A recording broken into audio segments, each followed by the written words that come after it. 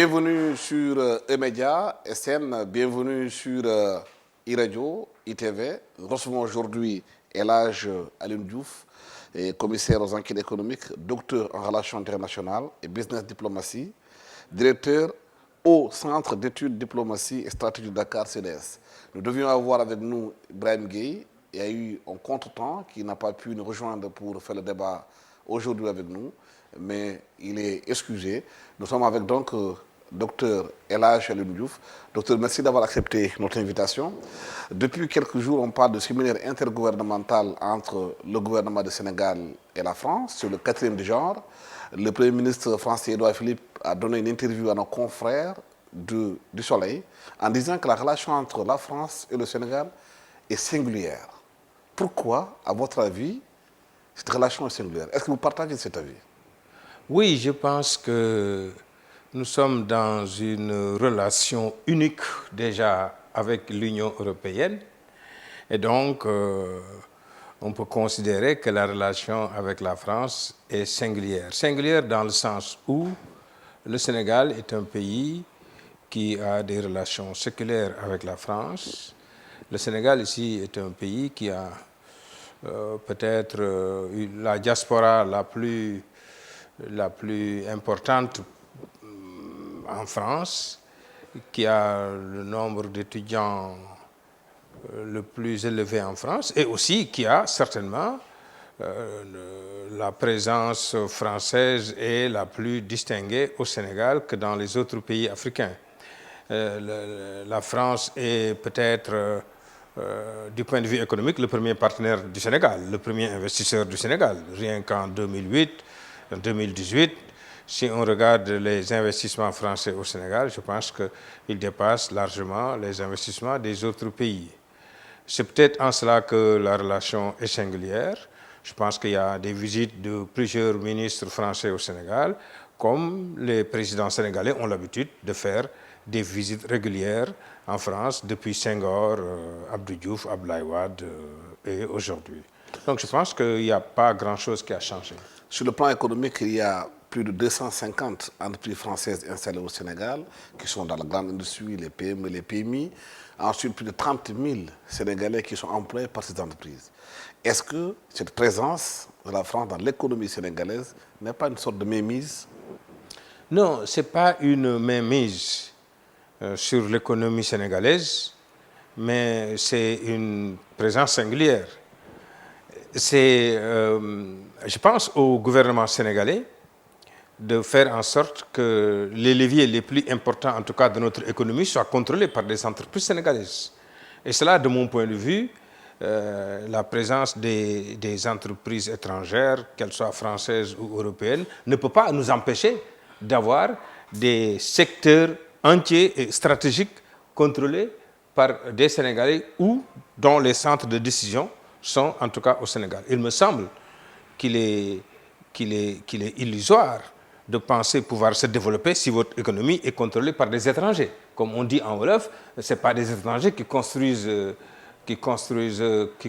un pays. Mais dans le cas de la France, c'est quand même assez particulier. Ce qui est assez particulier, c'est que la France était la puissance qui a colonisé le Sénégal. Et je ne crois pas qu'on puisse négliger ces relations séculaires et qui sont un peu particulières quand on se rend compte que les Sénégalais ont même inventé parfois des mots français, ont enrichi le vocabulaire français. C'est vrai que les relations sont assez particulières parce que la plupart des intellectuels sénégalais, en tout cas les plus en vie, ont étudié en France. Si vous prenez des hommes pour qui nous avons beaucoup de respect, Senghor, Cheikh Anta Diop, ils ont étudié en France. C'est en France que peut-être certains ont eu cette conscience historique qui permet de penser que l'Afrique doit se libérer de la domination, de toute forme de domination. C'est aussi en France que certainement nous avons des intellectuels qui pensent que peut-être notre univers avec la France doit être construit et consolidé. Oui, quand on regarde bien à un moment, la France était très, très présente dans l'économie sénégalaise. Il y a eu des années où il y a des crises, où on a senti un repli des économies ou bien des entreprises françaises au Sénégal. En 2012, quand Abdoulaye Wade est venu au pouvoir, il y a eu ce qu'il appelle la diversification de l'économie sénégalaise en s'ouvrant à d'autres pays, comme les pays asiatiques, les pays arabes. Avec Macky Sall, il y a une opinion qui pense que c'est un retour en force des Français dans l'économie sénégalaise, surtout depuis la découverte des ressources naturelles avec le gaz et le pétrole. Il est clair que la découverte, l'Afrique même est un continent d'avenir et je pense que la France a estimé que le moment était venu de créer un partenariat d'avenir avec le Sénégal parce que certainement ils avaient l'information. Je pense effectivement que le Sénégal deviendra un grand producteur de pétrole et de gaz et aussi diverses autres ressources qui sont très importantes aujourd'hui, comme le zircon. Et nous sommes dans une période aussi où le monde a basculé. Le centre de gravité du monde a basculé et aujourd'hui, on sent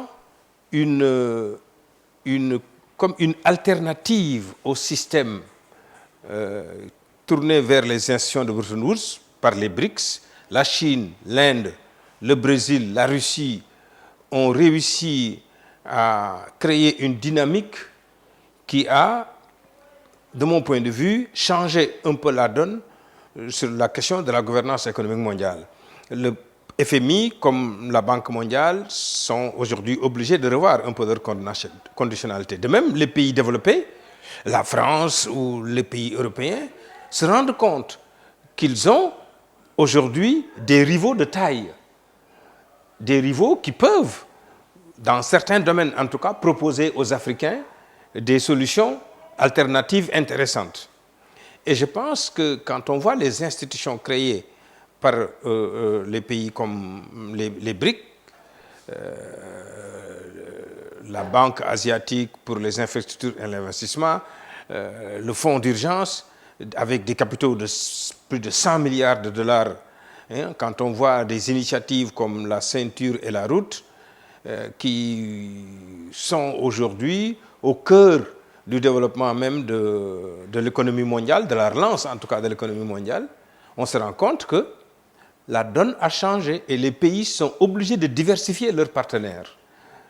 On ne le souhaite pas, mais les relations internationales d'aujourd'hui sont au moins claires sur une question. Le monde risque de tomber dans le piège de Thucydide. Thucydide est un historien grec qui avait analysé la guerre du Péloponnèse et qui avait estimé que toute puissance établie est parfois contestée par une puissance émergente. La puissance établie n'a comme recours que de faire la guerre à la puissance émergente. Et on a bien peur que les États-Unis entrent en guerre avec la Chine, ce qui risquerait de provoquer un chaos mondial. C'est justement pourquoi il est bon aujourd'hui pour nos pays de diversifier leurs partenaires et surtout de renforcer leur patriotisme économique. C'est-à-dire, le moment est venu pour tout pays de savoir que son intérêt collectif dépend de sa capacité à assurer de manière autonome son développement. Et pour cela, il faut que certains secteurs stratégiques de nos économies soient contrôlés par des entreprises nationales, soient contrôlés par des entreprises aidées par l'État, ou en tout cas contrôlées par l'État, ou bien supervisées par l'État, ou sponsorisées par l'État. C'est le cas de la Corée, c'est le cas de la Chine, c'est le cas de la France. Il n'y a pas une multinationale française qui s'est développée sans l'État français. Je pense que, comme Stiglitz le disait, il faut faire ce qu'ils font et ne pas faire ce qu'ils vous disent de faire. Mais justement, aujourd'hui, c'est ce débat-là qui se pose au Sénégal. Et une frange de la jeunesse dont frappe de Olivier de Sagnan, qui demande aujourd'hui le départ des entreprises françaises au Sénégal. Mais en disant que l'économie sénégalaise est entre les mains des étrangers. Et qu'aujourd'hui, tout ce qui est fait au Sénégal, les ressources ne sont pas exploitées sur place, les produits ne sont pas transformés, ils sont exportés. Exporter les produits sénégalais, c'est exporter des emplois, c'est créer de la pauvreté, c'est créer une sorte de l'immigration clandestine dont on parle. C'est Guy Marius Sagna. Guy Marius Sagna. Alors Guy oui, Marius Sagna, c'est autant un pour moi. garçon courageux qui défend des points de vue respectables. Mais je ne suis pas d'accord avec lui. Parfois, je pense que son argumentation est assez populiste, n'est pas scientifiquement établie. C'est-à-dire qu'aujourd'hui, la question de fond, c'est qu'est-ce que nous, Sénégalais, nous avons dit au reste du monde.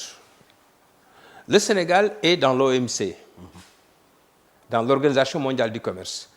Depuis bien avant son indépendance, nous étions dans le GATT parce que nous étions colonie française et territoire douanier distinct. Donc, on était membre. En 1963, le Sénégal est devenu officiellement membre du GATT. Et le GATT est devenu OMC en 1995. Il y a aujourd'hui plus de 165 pays qui sont membres de l'Organisation mondiale du commerce. Dans ce rendez-vous, tous les pays font des offres.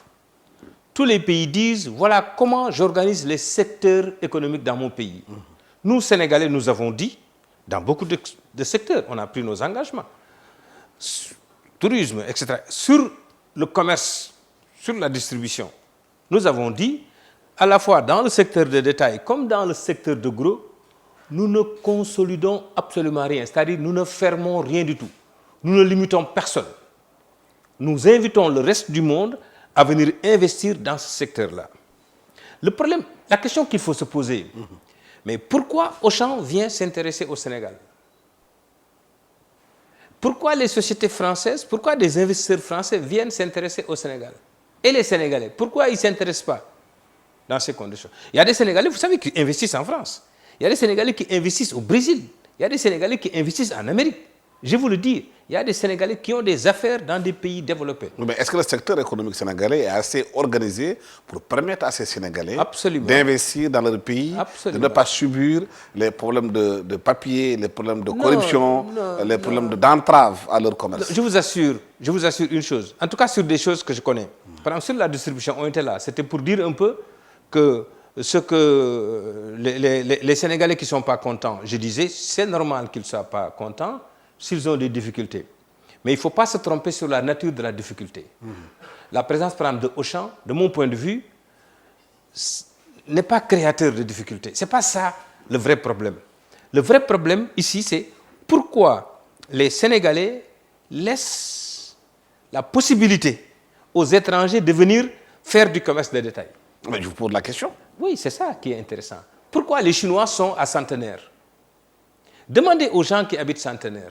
Demandez aux gens qui avaient des maisons à Centenaire, voyez un peu ce qu'ils ont gagné aujourd'hui grâce à cette présence.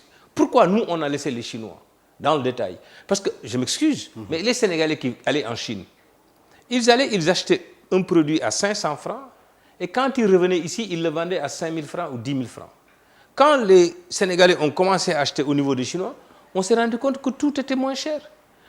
Aujourd'hui, si vous allez dans les écoles à l'ouverture des classes, vous ne pouvez pas reconnaître le fils de l'homme riche et le fils du pauvre, parce que tout le monde est habillé correctement. C'est-à-dire que les Sénégalais ont des marges très élevées. Ce sont des marges très élevées. Auchan, pour rentrer dans le marché sénégalais, fait une étude de marché. Tous les étudiants de marketing ou à l'université en économie le savent. Vous faites une étude de marché, mais vous vous rendez compte que les marges dans le détail dans ce pays sont très élevées. Vous vous rendez compte que les marges dans la distribution sont très élevées. Mais vous vous dites, je peux faire beaucoup mieux. Et vous venez et vous proposez des marges plus faibles. Et du coup, on dit, oui, ils vont mettre à la rue, ils mettront à la rue personne. Mais les entreprises sénégalaises se plaignent que l'État du Sénégal ne les accompagne pas, comme fait par exemple le roi du Maroc quand il voyage, il organise ses investisseurs, il y a un accompagnement de l'État, il y a de la formation qui est donnée à ces entrepreneurs-là, comme la France, quand ils viennent aujourd'hui au Sénégal, comme ils sont aujourd'hui ici, ils viennent avec le chef d'entreprise pour identifier les opportunités à faire, il y a un accompagnement qui est fait. Alors que ceux qui parlent ici au Sénégal, ceux qui sont dans le commerce, qui sont dans l'entreprise, disent que voilà, ils sont laissés pour compte. Il n'y a pas ce qu'on appelle le patriotisme économique. Oui, en partie, la remarque est fondée. Je peux le dire, je suis assez bien placé pour le dire. Mais ça, c'est les autorités sénégalaises qui ont voulu jouer à des micmacs qui ont créé cette situation. Et c'est à partir de 2012, pour la première fois, on voit l'État du Sénégal signer une convention avec une organisation patronale, pour ne pas le nommer, avec l'UNACOIS.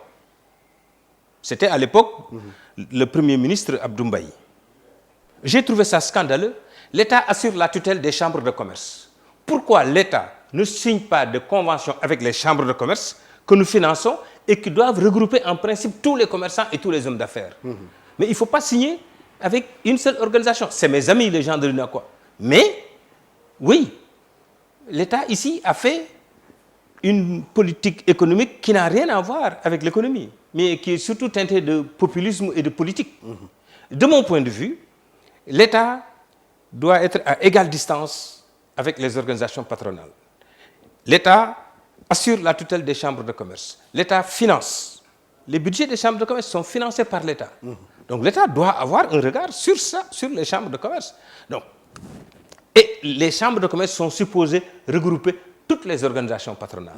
Si le secteur privé veut vraiment jouer le rôle qu'il faut, il n'a qu'à investir tous les chambres de commerce et se regrouper au niveau des chambres de commerce. L'État peut engager des conventions de lutte contre l'inflation, des conventions pour favoriser la présence de commerçants sénégalais. Parce que le problème, si vous voulez vraiment aller au fond des choses, le commerce de détail, le commerce de gros n'est pas contrôlé par les Sénégalais. Il faut arrêter de rêver. C'est pas... Avant, c'était contrôlé par les Mauritaniens. Aujourd'hui, c'est contrôlé par d'autres nationalités. Par des jeunes Guinéens. Des Guinéens, des Libanais. Des Libanais. Voilà la question de fond. Mais pourquoi? Donc, Auchan, quand il vient, il fait la concurrence justement, essentiellement, à ces Guinéens, à ces Libanais qui assurent aujourd'hui le monopole de la distribution. Mais pourquoi les Sénégalais ne sont pas sur ce secteur-là? Les Sénégalais, quand les Mauritaniens sont partis, c'est les Sénégalais qui étaient là. Mais les Sénégalais ont un problème avec la gestion du commerce de détail. Le commerce de détail, en principe, n'est pas aussi rentable. Il faut de la patience, il faut miser sur un certain nombre d'années avant d'avoir les bénéfices qu'il faut. Mais quand vous voulez avoir une petite boutique, tout de suite, vous voulez nourrir votre famille avec, vous voulez aller à la Mecque avec, vous voulez épouser une femme avec, vous voulez épouser une seconde femme avec, ça devient compliqué. Et des fois, on peut faire un peu des erreurs. Mais, permettez-moi de dire une chose. Je suis persuadé que les Sénégalais sont aussi intelligents que les gens de Auchan. Vous savez, je m'approvisionne à Castor. Le jeune, c'est vraiment un jeune, un très jeune. Il me dit papa d'ailleurs. Mais quand il a vu Auchan, quand on a parlé, j'ai donné mon point de vue. J'ai dit, vous faites des marges trop élevées. Il m'a dit, mais papa, moi, je vais aménager mon truc et je vais faire comme Auchan. Il a aménagé son espace, il l'a agrandi et il a revu ses prix. Il a revu sa politique. Et il me dit, mais il s'en sort, il a autant de clients qu'avant. Il n'a même plus peur de Auchan. Si vous allez à Auchan, il ne faut pas que les gens pensent que simplement, c'est pour concurrencer les produits sénégalais. C'est archi faux. Vous allez à Auchan, vous verrez qu'il y a des produits sénégalais qui ont plus de visibilité maintenant qu'ils ne l'avaient pas avant. Je m'excuse de donner des exemples, mais je le fais en toute honnêteté. Est-ce que donc ce n'est pas l'État qui n'a pas organisé le secteur, qui n'a pas permis à ceux qui veulent faire, comme font ceux qui sont là dans la distribution, de faire mieux que... Non, ce n'est pas l'État. Parce que l'État a libéralisé. L'État a supprimé toutes les autorisations préalables dans les années 96. C'est-à-dire que maintenant, pour avoir certaines professions, vous n'avez pas besoin d'autorisation. Donc, on ne cherche pas la nationalité. Mais jusqu'à présent, il y a des secteurs où il faut être sénégalais pour y être. Vous avez vu les officines de pharmacie? Vous ne verrez aucune personne qui est de nationalité étrangère avoir une pharmacie. Parce que là, l'État décide. Et pharmacien, celui qui a la nationalité sénégalaise. Regardez l'enseignement. Vous ne verrez pas d'université française ou d'université américaine. Pourtant, vous voyez des écoles primaires françaises, des écoles primaires américaines. Parce qu'on a permis, au niveau du primaire comme au niveau du secondaire, on a ouvert, on a libéralisé. Mais on a dit au niveau du secteur supérieur, on ne libéralise pas. On ferme uniquement des Sénégalais. Donc, de mon point de vue, il y a des secteurs comme ça. C'est dans le mode de régulation des secteurs que vous arrivez à faire du patriotisme économique. Il y a des secteurs qu'il faut réserver aux Sénégalais. Par exemple, quand on inaugurait la grande mosquée Massalikul Jinan, Tout le monde était fier de l'importance de l'édifice, de la beauté de l'édifice. Mais aussi, on était plus fiers encore du fait que c'est une Sénégalaise, diplômée d'une école sénégalaise, qui a conduit les travaux. Mais cela veut dire quoi?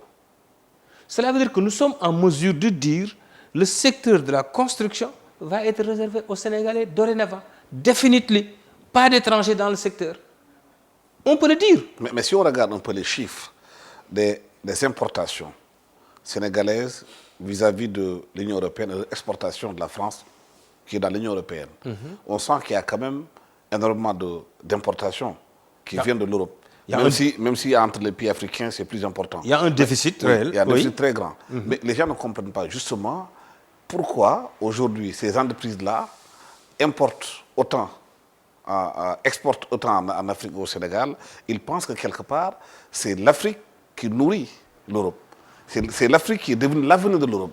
C'est le Sénégal qui devient l'avenir de la France parce que la France est en crise économique, en crise avec les gilets jaunes. Les entreprises françaises se redéploient en Afrique pour aujourd'hui pouvoir mettre les emplois en France. Mais je crois que ça, c'est un problème entièrement sénégalais. Pourquoi? J'ai eu l'occasion, dans les années 88, de discuter avec un homme que je respecte beaucoup, Serigne Ndiaye Bouna, à Kaolack. Et ce jour-là, il avait porté un voile suisse.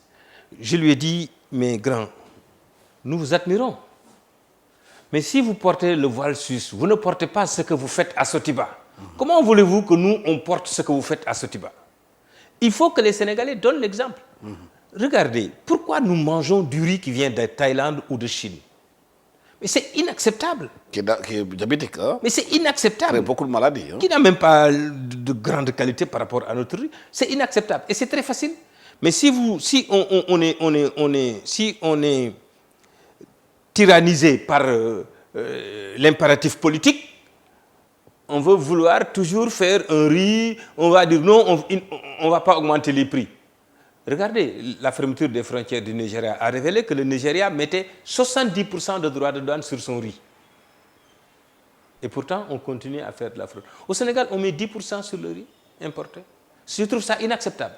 On veut avoir un prix faible sur le riz importé, mais évidemment, on ne favorisera jamais la culture de riz local. Il faut mettre sur le riz importé 20 à 30% de droits de douane. Il faut l'augmenter, l'amener à véritablement peut-être 300 francs, minimum le kilo. Mais chacun va faire du riz à la vallée. Mais est-ce que ça ne renvoie pas la responsabilité des dirigeants qui doivent faire ce que vous dites? Bien sûr. Mais je veux dire, c'est facile de dire toujours les dirigeants. Mais ce que je veux dire ici, c'est sociétal. C'est-à-dire qu'il faut que nous-mêmes, on donne le courage qu'il faut aux dirigeants s'ils en manquent. Si les dirigeants manquent de courage pour faire cette politique-là, qui puisse nous pousser à faire du riz, mais il faudrait que les chefs religieux, il faut que les hommes d'opinion, les journalistes, il faut que nous tous, on soit d'accord sur le fait qu'il faut surtaxer le riz importé pour qu'on puisse faire du riz local. Mais est-ce que vous comprenez que le téléphone soit gratuit en France, que l'Internet soit gratuit en France, qu'il soit plus cher au Sénégal? C'est inacceptable. Qui permet aux jeunes sociétés de médias françaises, mais même si c'est sénégalaise, d'enrichir les Français. Mais je suis entièrement d'accord avec toi. Sur cette question, c'est inacceptable. Ce n'est pas uniquement en France. Si vous allez par exemple aux États-Unis, si vous êtes à Washington, vous avez 3 États autour de vous avec lesquels le téléphone est gratuit. Même avec le portable, les week-ends, c'est gratuit. Mais est-ce que ce n'est pas ça qui fait dire à certains Sénégalais que l'Afrique, le Sénégal est l'avenir de la France? Ce n'est pas pour rien que ce séminaire intergouvernemental est tenu avec autant de ministres qui viennent, qui occupent des positions stratégiques dans leur gouvernement et qui ont un impact sur l'économie sénégalaise. Non, il ne faut pas dire que le Sénégal est l'avenir de la France. C'est une question que les gens se posent. Le Sénégal est peut-être le 149e client de la France. Hein? En matière d'excédent, ce que les pays avec lesquels la France commerce, le Sénégal se situe dans le 160e état, ou entre 149 et 151. Donc, il ne faut pas croire que c'est la France. La France pense que son avenir dépend du Sénégal. Mais par contre, ce qui est, de mon point de vue, inacceptable, c'est qu'on ne puisse pas nous-mêmes mettre en place des politiques qui aille dans le sens de renforcer des entreprises nationales, de créer des champions nationaux, d'avoir des entreprises qui vont pouvoir accumuler beaucoup d'argent pour investir dans des secteurs sociaux pas tout à fait rentables. Mais pourquoi depuis qu'on parle de cette question, jusqu'à présent, elle n'est pas résolue? Est-ce que c'est un problème de compétence ou bien d'incompétence? Ce n'est ni l'un ni l'autre. C'est quoi? Parce qu'on l'a fait dans certains secteurs. C'est-à-dire, le problème avec le Sénégal, j'ai l'impression que des fois, on fait 2 pas en avant, après on fait 1 pas en arrière, ou bien on fait un grand pas en arrière. Regardez dans le domaine de l'agriculture. Depuis 2005, on a trouvé le moyen de fermer les frontières, mais pas en fermant de fermer l'importation de poulet, mais pas en fermant de manière brutale la frontière. On a dit que du point de vue santé, nous ne pouvons pas détecter les épizooties, c'est-à-dire les maladies d'origine animale comme la grippe aviaire. Donc nous fermons la frontière. Mais qu'est-ce qu'on a fait? En fait, on a poussé des Sénégalais à être des champions. Sédiment a grandi. Sédiment a même créé une usine qui fait de l'aliment de bétail, qui fait de la farine, etc., etc. Donc je pense que nous sommes capables, dans certains secteurs, de favoriser l'émergence de Sénégalais. Mais il faut un suivi. C'est-à-dire, à l'époque, on l'a fait. À ceux qu'on a donné la friperie, qui ont importé, qui ont amené la friperie, qui ont presque désagrégé, on ne leur a exigé aucun autre investissement.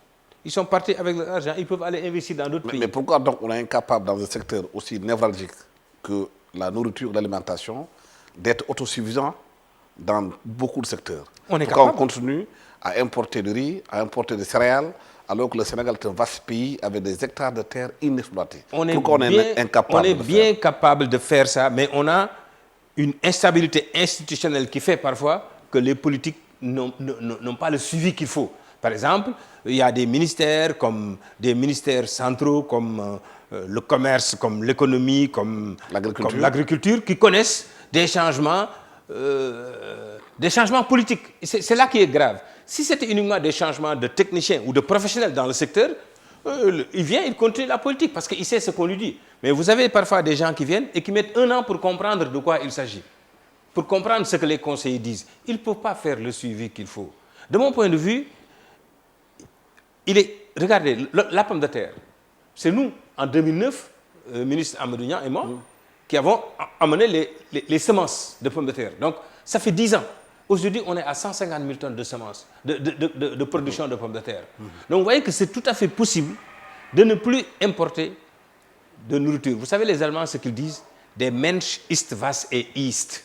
L'homme s'identifie à ce qu'il mange. L'homme est ce qu'il mange. Il n'y a pas un pays dans le monde développé, respecté, qui importe ce qu'il mange. Nous n'avons pas à l'accepter. On ne peut plus continuer. Au Sénégal, c'est vrai qu'on n'importe plus de carottes. On reste 8 mois sans importer de l'oignon. Donc ça veut dire qu'on peut le faire. La pomme de terre, pareil. On est en train de prendre des mesures. La farine, nous avons plus de 6 industries qui font aujourd'hui de la farine. Hein? On peut améliorer le pain, on peut améliorer et mettre du mil en même temps. Donc diminuer le blé, etc. etc. Donc, dans le même temps, on continue à importer des boutons, à importer des aigus, à importer le cure-dent de la Chine qui fait 6 000 km pour venir au Sénégal. Est-ce que ces Sénégalais sont incapables de faire des cure-dents? Exact. C'est ça le problème. Et ce que je reproche un peu. Parfois, par exemple, au plan, j'ai dit le diagnostic qu'on fait. En général, on fait un mauvais diagnostic. C'est quoi un diagnostic? Quand vous êtes malade, vous allez voir un médecin, il vous pèse d'abord, il vous mesure, avant de vous demander quoi que ce soit. Déjà, en vous pesant et en vous mesurant, on peut voir un peu un déséquilibre qu'il y a. Donc, dans nos pays, il faut qu'on sache ce qu'on a en arachide, en ressources agricoles, en ressources minières, etc. Il faut qu'on le sache. À partir de ce moment, si vous le savez, vous pouvez faire une transformation des produits en fonction, justement, d'un plan qui intègre ces données-là. Et, de mon point de vue, si vous avez parlé de boutons, vous savez avec quoi on fait les boutons? Non. C'est avec les fanères. Vous savez ce que c'est que les fanères? C'est les ongles et les cornes du bétail, des animaux. Si vous allez à la Seras, c'est jeté. Vous voyez que c'est gratuit, donc vous allez avoir même la matière parmi les. Même à Touba. Une usine pour faire, oui, à Touba, il doit y avoir beaucoup de cornes, certainement. Ouais. Une usine pour faire des boutons, ça ne devrait pas nécessiter 100 milliards. Même pas 1 milliard. Et pourtant, tous les jours, vous nous entendez faire des manifestations culturelles ou même des baptêmes, des trucs où on dépense l'équivalent d'une usine etc., etc. Et vous pensez aujourd'hui que les entrepreneurs sénégalais doivent investir ces secteurs-là? Absolument. Il n'y a pas de petit secteur. Comme disait Cheikh Ahmed Tidiane Sy, ministère du touti, ministre mooy touti. Il n'y a pas un petit secteur. C'est justement ces petits secteurs qui, maintenant unis, font un grand secteur. C'est l'ensemble de ces petites entreprises qui peuvent permettre qu'il y ait de grandes entreprises. C'est-à-dire qu'il faut aujourd'hui que si on veut développer le pays, qu'on revienne à un mot dont on parlait, la promotion humaine. Mais on va faire maintenant de la promotion économique. Il faut véritablement, le ministère de l'économie et des finances, c'est bien beau, mais il faut un ministère de la promotion économique qui va permettre de transformer toutes les activités productives. Tout ce qu'on produit, on doit le transformer sur place. Regardez, parfois nos autorités sont très satisfaites. Nous sommes la République des satisfaits. On est très satisfait d'avoir exporté toute notre récolte d'arachide en Chine. On est très satisfait d'avoir exporté toutes nos noix de cajou. D'acajou en Inde. Et pourtant, transformer les noix de cajou mélangées à de l'arachide, ça se vend partout dans le monde. Si vous allez à Exclusive, vous verrez des boîtes de 500 grammes, mais vendues à 6 000 francs, 7 000 francs. Vous vous rendez compte que c'est même plus cher que le pétrole ou... Mais cette industrialisation dont vous parlez, pourquoi elle n'est pas possible encore au Sénégal? Est-ce que c'est dû à une mauvaise politique, à un mauvais diagnostic, ou bien juste au fait qu'il n'y a pas de volonté politique de le faire? Il n'y a pas l'intelligence qu'il faut pour le faire. De mon point de vue, il faudrait, vous savez, dans un pays, si on veut avancer, il faut avoir des dirigeants admirables. Il faut avoir des dirigeants qui, du matin au soir, ils ne pensent qu'à développer le pays. Ils ne pensent qu'à aider le promoteur économique. Ils ne pensent qu'à aider. Le rôle du gouvernement, ce n'est pas de dire même des programmes. Au fond, le rôle du gouvernement, c'est de voir tout ce qu'ils veulent entreprendre, tout ce qu'ils veulent faire, aider ces gens-là. Non, il ne faut pas aider celui qui est à la grande place, qui n'a pas d'emploi. C'est son problème. Mais celui qui veut cultiver la terre, il faut qu'il ait la terre, il faut qu'il ait les instruments. Celui qui veut ouvrir une usine, il faut l'aider. Il faut mettre même parfois des financements à la disposition de certaines personnes. Quand vous voyez qu'ils sont sérieux, ils ont un suivi. Il y a des gens qui partent de 1, qui arrivent jusqu'à 5. Si on les pousse un peu, ils arriveront jusqu'à 10. Il faut avoir justement des hommes qui ne sont mus que par la volonté de faire réussir d'autres, de créer, soit de mettre une loi qui permet de faire ceci. Il faut des dirigeants comme ça, qui laissent des traces. Nous voulons des gens qui laissent des traces, pas des gens qui laissent plutôt des dossiers, blablabla. Hein? Donc ça, c'est une volonté qu'il faut que les dirigeants, au plus haut niveau, c'est le président de la République lui-même qui doit prendre cette décision-là, qui doit revoir un peu toutes les personnes qu'il nomme. C'est vrai que les Sénégalais, c'est compliqué. J'ai entendu une histoire d'un vieux que je respecte beaucoup qui disait, une fois le président Abdou Diouf se plaignait de lui, il dit, ah les Sénégalais, je ne comprends pas. Il me dit, des fois, je fais des enquêtes sur quelqu'un, pendant 2 mois, 3 mois, j'essaye de voir, je crois qu'il est sérieux, je le mets quelque part, mais dès que je le mets quelque part, je dis, tchim, je me rends compte qu'il fait n'importe quoi. Il faut qu'on voit, il y a des gens dans ce pays qui ont toujours été mus par l'intérêt collectif, par l'intérêt général.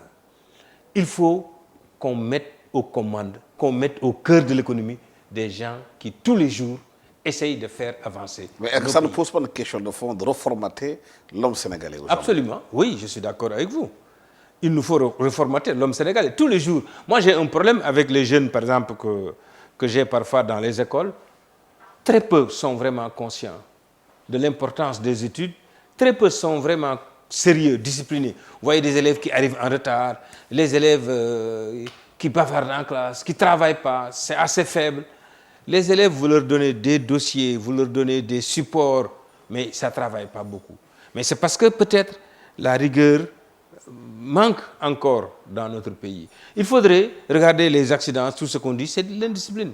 Il faudrait que dans ce pays, on ne puisse plus permettre certaines choses. Regardez, on parle de ces temps-ci, on parle de faux billets, des choses comme ça. Mais il faut que la justice soit sévère envers, regardez les femmes.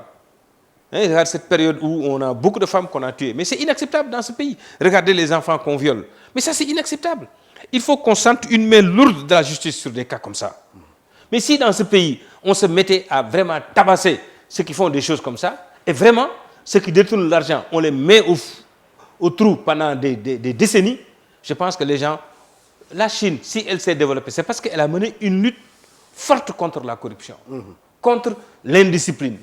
Il faut qu'on revienne à ça. Les pays développés sont développés parce qu'ils sont disciplinés.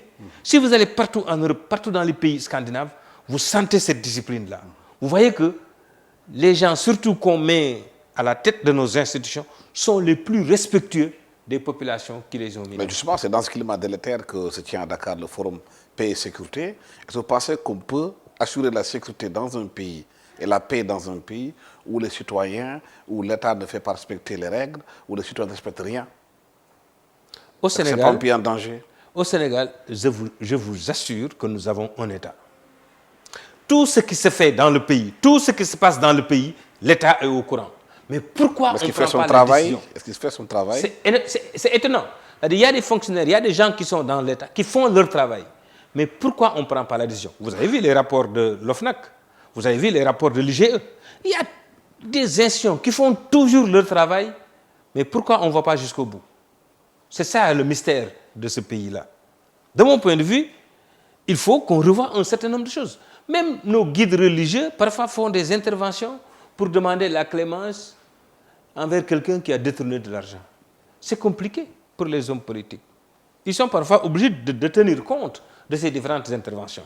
Mais ça ne doit pas avoir lieu dans ce pays. Si on veut assurer l'avenir du pays, il faudrait que les lois soient des lois éclairées. Qu'est-ce que c'est qu'une loi éclairée? C'est des lois qui s'opposent à tout le monde. Et le premier, c'est le président de la République. Le second, c'est le numéro 2 du pays. Les chefs religieux. Toutes les sommités, c'est eux qui doivent respecter d'abord les règles. Quand quelqu'un enfreint, il ne faut pas intervenir pour demander qu'on le libère. Il faut plutôt dire, vous avez bien fait votre travail. Et je pense que si on fait comme ça, personne ne va plus continuer à penser que, regardez, dans ce pays, on dit Khalis Denke Lidjenti. Si on veut être aussi fort que la France et pouvoir dire non dans certains secteurs ou dans certaines situations sur le plan africain, il faut qu'on soit admirable, nous, Africains. On veut développer nos pays, on conçoit des programmes et on demande le financement aux autres. Je l'ai déjà dit. Est-ce que ce n'est pas la même chose qui se pose avec le forum Paix et Sécurité? On a l'impression que les pays africains délèguent leur sécurité aux pays étrangers. Les pays africains, aucun pays africain ne produit des munitions. Aucun pays africain ne produit des armes. Et c'est inacceptable parce que c'est possible. Aujourd'hui, vous avez dans les pays ex-russes, dans les pays, même en France ou ailleurs, mais dans les pays de l'Est, par exemple, nous avons des experts militaires qui, avec un salaire de 1500 $, accepteraient de venir nous aider à faire nos propres armes. Il est inacceptable que les Africains veuillent défendre l'Afrique et qu'ils n'aient même pas une armée capable de défendre les frontières. Regardez les services, quand vous allez, l'insécurité, même judiciaire, l'insécurité juridique, vous avez des pays où il n'y a pas de loi sur beaucoup d'aspects. Vous avez des pays où les services de la justice ne sont pas équipés, où les services de police ne sont pas équipés. À Thiès, il y avait un commissariat qui avait un seul policier. Un seul policier. Quand vous faites une plainte, il vous dit, il faut venir avec du monde, comme ça, je vais pouvoir aller le cueillir. Donc ça, c'est pas normal. Hein? Je pense qu'il faut, si on veut assurer la sécurité, et c'est important, nous l'avons montré. Partout dans le monde, on a montré notre courage. Mais la situation a changé. Les guerres maintenant, ce n'est pas simplement du corps à corps. Justement, est-ce que justement ce forum de paix et sécurité en Afrique qui se tient au Sénégal, il n'y a pas des enjeux économiques derrière ce forum avec des matériels à vendre aux armées africaines, comme vous l'avez vu tout à l'heure, les munitions à vendre qu'on doit acheter, mais bien sûr, les données personnelles, l'information militaire et économique. Mais bien sûr, vous connaissez ce général Prusse, Clausewitz, Il avait dit la guerre est la continuation de la politique sous d'autres moyens, par d'autres moyens. C'est la politique, c'est de la politique. La politique est derrière tout ça. La conquête des marchés est derrière tout ça. Il faut qu'on le comprenne. Il n'y a pas d'amitié qui tienne. Tous les pays défendent leurs intérêts. Il faut savoir défendre ses intérêts. Évidemment, il y en a qui sont peut-être plus fins que d'autres, qui peuvent mettre tout sous le drapeau de la philanthropie, mais en fait, c'est des intérêts. Les gens sont mis par leurs intérêts personnels. Donc, soyons, nous aussi, un peu plus matures. Comprenons que les enjeux sécuritaires sont d'abord des enjeux économiques. Vous ne pouvez pas avoir une bonne économie si vous ne pouvez pas assurer la sécurité à l'intérieur de vos frontières. Aucun investisseur ne viendra mettre suffisamment d'argent dans votre pays si vous n'assurez pas la paix et la sécurité à l'intérieur de vos frontières. Donc, c'est un aspect qui est très important. Mais il est inacceptable que des pays africains comptent sur les soldats. Si nous prenons l'Afrique de l'Ouest, beaucoup ne comptent que sur les soldats de la CEDEAO, et particulièrement les soldats sénégalais et peut-être nigérians, qui ont montré en tout cas du courage pour faire régner la paix un peu partout sur la sous-région. Dans certains pays, ils ont développé ce qu'ils appellent l'intelligence économique. C'est comment pénétrer les marchés, comment gérer la sécurité. Nous sommes dans un monde aujourd'hui où la bataille commerciale entre les États-Unis et la Chine, c'est autour de la 5G, qui va révolutionner peut-être le monde. Mais dans nos pays, ce débat n'est pas posé. Il n'y a pas de réflexion, il n'y a pas de club comme des think tanks qui réfléchissent pour faire la place stratégie. Absolument. Ce qu'on sait, c'est que les Africains manquent de stratégie. Et pourtant, depuis 60, Cheikh Anta Diop, dans son ouvrage Fondement économique et culturel de l'État fédéral d'Afrique noire, de mon point de vue, avait véritablement élaboré une stratégie pour l'Afrique. Parce que pour lui, il ne parle même pas d'intégration. Il pense que ça, c'est des communautés pas viables. Lui, il disait industrialisation. Et jusqu'à présent, je pense que c'est ça qui est vrai. L'Afrique doit d'abord savoir qu'elle doit s'industrialiser, qu'elle doit produire des produits manufacturés. Nous avons été très pressés d'aller à l'ouverture internationale, d'ouvrir nos frontières. Nous avons été très pressés de parler de civilisation, de l'universel, de rendez-vous du donner et du recevoir. Avant de parler de ça, il faut d'abord exister. C'est-à-dire que dans notre pays, il nous faut d'abord avoir une véritable économie, une véritable formation économique et sociale. L'eau manque dans beaucoup de régions. L'électricité manque dans beaucoup de régions. Il n'y a pas d'école dans beaucoup de régions. Il n'y a même pas d'hôpitaux dans beaucoup de régions. Les femmes ont toujours des problèmes quand elles accouchent, etc., etc. Ces problèmes-là, nous devons les régler. Nous devons les régler et pour ça, il n'y a pas de perspective de dire 2050, 2063 comme l'agenda de l'Union africaine. C'est des questions qu'il faut régler maintenant, aujourd'hui, que les gens voient tout l'effort que nous faisons pour régler ces problèmes-là. Vous savez comment on va nous juger? L'effort qu'on fait pour vaincre la pauvreté, c'est ça qui est plus important que tout ce qu'on va dire. C'est cet effort-là qui va faire qu'il y ait la paix, qui va faire qu'il y ait la sécurité. Le fait que des personnes soient exclues, le fait que des personnes reçoivent une portion incongrue, une portion très très faible des richesses créées dans ce pays, c'est ça qui fait le lit de l'insécurité. Il ne faut pas exclure, il ne faut pas laisser au bord de la route certaines personnes. Il nous faut dans nos pays avoir des politiques qui puissent donner la chance à tout le monde, qu'on sente qu'on veut vraiment aller dans le sens de développer nos pays. Nous ne devons plus importer des aliments. Si vous voyez bien les importations qui viennent, par exemple, d'Europe, de France, parlons de France, le premier poste, c'est les aliments. J'aurais été d'accord si c'était des machines, encore des machines, mais des machines de dernière génération. Je peux comprendre. Mais continuer à importer des produits alimentaires, de mon point de vue, c'est honteux. Ça veut dire que nous sommes paresseux. Et pourtant, quand vous regardez les Africains, dans tous les pays du monde, partout, vous les voyez, ils travaillent. Ils montrent qu'ils ne sont pas paresseux. Donc le problème qu'ils ont, ils sont mal administrés chez eux. Si nous administrons très bien nos pays, je pense que personne ne va sortir de ce pays pour aller ailleurs. Mais tout cela, pour une cohérence dans tout ce que vous dites, il faudrait que l'éducation soit très bien ancrée dans nos pays, qu'il y ait de l'éducation qui reflète nos propres réalités. Aujourd'hui, on a vu, c'est vrai, qu'au Sénégal, il y a eu quelques avancées que les Sénégalais ont eues au niveau du CAMES. Il y a eu sur 17 agrégations, 14 sont réussies au Sénégal. Mais au fond, les gens se demandent, est-ce que l'enseignement supérieur au Sénégal reflète ces performances? Vous savez, il y a tellement d'agrégés dans le monde, il y a tellement d'intellectuels qui réussissent à l'agrégation partout dans le monde que avoir 17 ou 13 agrégés, ce n'est pas une grande performance. On aurait dû avoir peut-être une cinquantaine chaque année.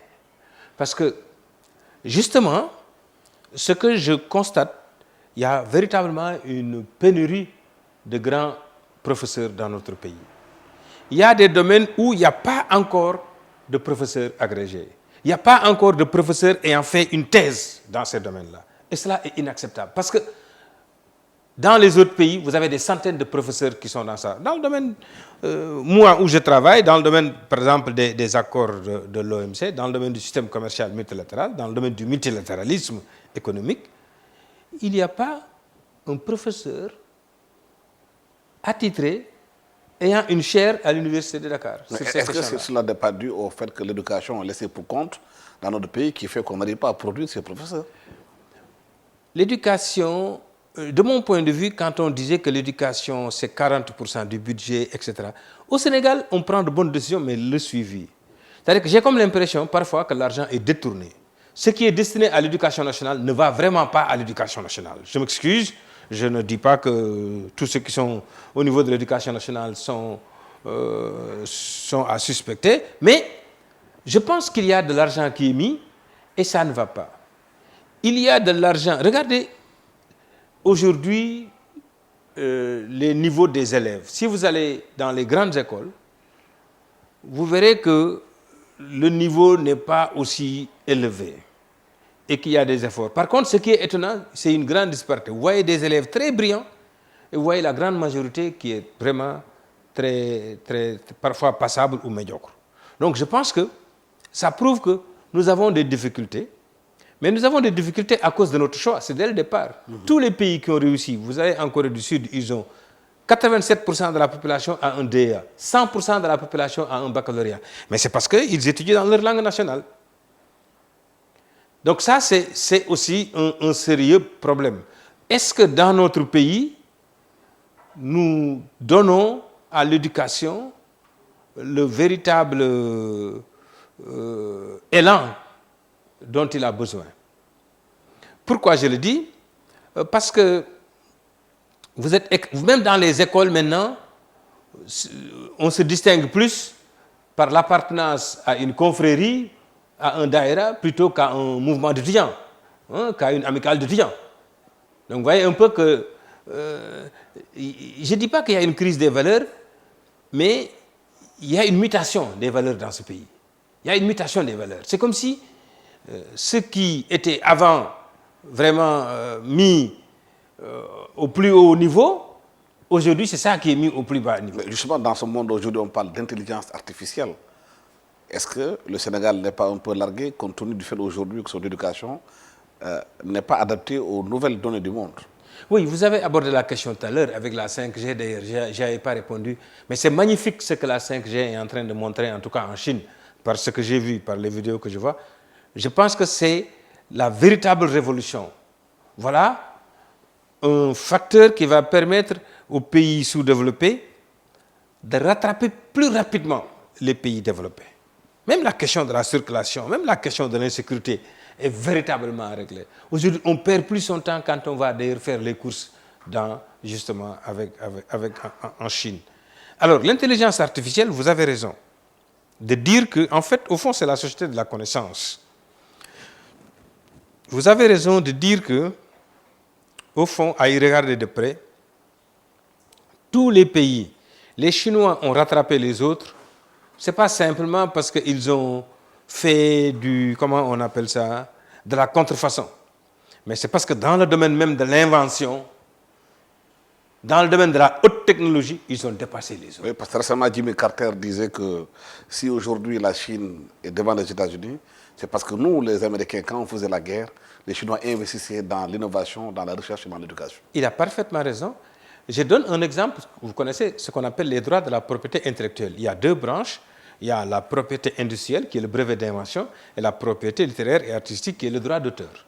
Dans ce domaine-là, la Chine et l'Inde devancent aujourd'hui tous les pays développés.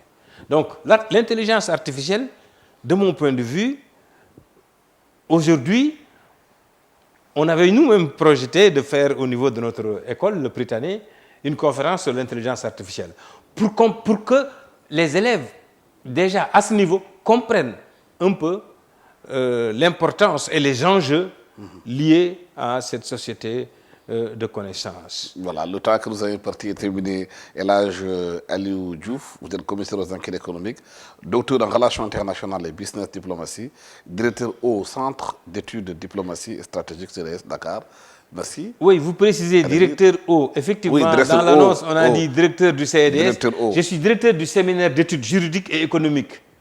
Donc je suis un directeur au CDS. Au Centre d'études diplomatie qui est à Ouakam, dont le directeur c'est M. Babacar Diallo, docteur Babacar Diallo. Voilà, merci infiniment à toute l'équipe technique qui m'a accompagné pour la réalisation de cette émission. Merci et au revoir.